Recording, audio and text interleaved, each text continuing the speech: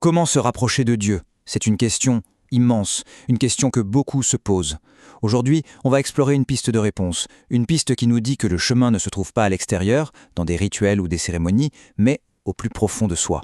C'est une invitation à un voyage intérieur. Alors comment fait-on? Comment une personne peut-elle se rapprocher de Dieu? La perspective qu'on aborde ici nous éloigne un peu des sentiers battus.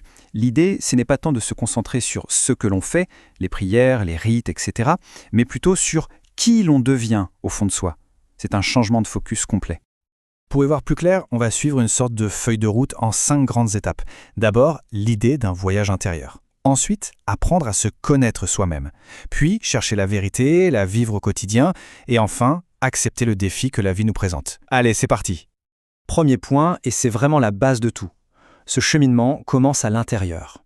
Ce n'est pas un pèlerinage qu'on fait avec ses pieds, mais plutôt une transformation qu'on vit avec son âme. Tout se joue dans l'invisible, dans le travail sur soi. Et là, on voit bien le contraste. D'un côté, on a les pratiques extérieures, les rites, les dogmes qu'on apprend.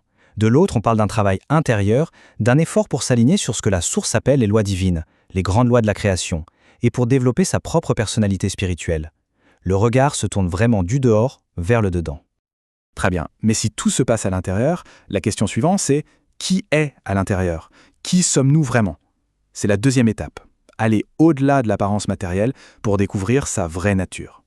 Et l'idée fondamentale ici, c'est qu'au cœur de chaque être humain, il y aurait un esprit, une sorte d'étincelle de lumière éternelle qui n'est pas matérielle. Reconnaître cette part spirituelle en soi, c'est la toute première étape pour pouvoir commencer à s'élever au-dessus des simples soucis du quotidien. Pour ça, il faut bien distinguer deux choses, l'intellect et l'esprit. L'intellect, notre cerveau, c'est un outil extraordinaire, mais pour le monde matériel, pour tout ce qui est dense, mesurable. L'esprit, lui, c'est autre chose. C'est le siège de l'intuition, de cette petite voix intérieure qui, elle, peut nous connecter à plus grand. Troisième point, une fois qu'on a un peu mieux compris qui on est, il s'agit de chercher la vérité. Et là aussi, ça bouscule un peu les habitudes. Il ne s'agit pas de recevoir passivement une vérité toute faite, mais de se mettre en quête. Une quête active, personnelle. Et cette quête, elle se déroule en 2 temps. D'abord, ça demande un effort personnel sincère. Il faut vraiment le vouloir. Et ensuite, ça demande de chercher à comprendre par soi-même, de ne pas se contenter d'une acceptation aveugle, mais de vouloir toucher du doigt les grands mécanismes de la vie. Cette phrase résume parfaitement l'idée. La vérité n'est pas quelque chose qu'on nous impose ou qu'on nous donne. C'est un trésor qui se découvre. Et comme toute chasse au trésor, eh bien, ça demande de l'engagement et de la sincérité. On arrive à un point de bascule. C'est bien beau de chercher, de comprendre. Mais après, qu'est-ce qu'on en fait? Comment est-ce que cette vérité découverte devient quelque chose de concret, de vivant dans notre quotidien? C'est le passage de la connaissance à l'action. En fait, cette mise en pratique repose sur 3 piliers. Le premier, c'est de chercher à vivre en harmonie avec les lois de la nature, de la création. Le deuxième, c'est de faire de la parole divine un guide simple et vivant pour tous les jours. Et le troisième pilier, peut-être le plus important, c'est de cultiver l'amour, un amour véritable et désintéressé. L'amour est au cœur de la création. Cette phrase est centrale. Elle suggère que l'amour n'est pas juste une émotion humaine, mais la force fondamentale qui anime l'univers. Et donc, si on veut se rapprocher du Créateur, la voie royale, c'est d'aimer sa création, et donc d'aimer son prochain.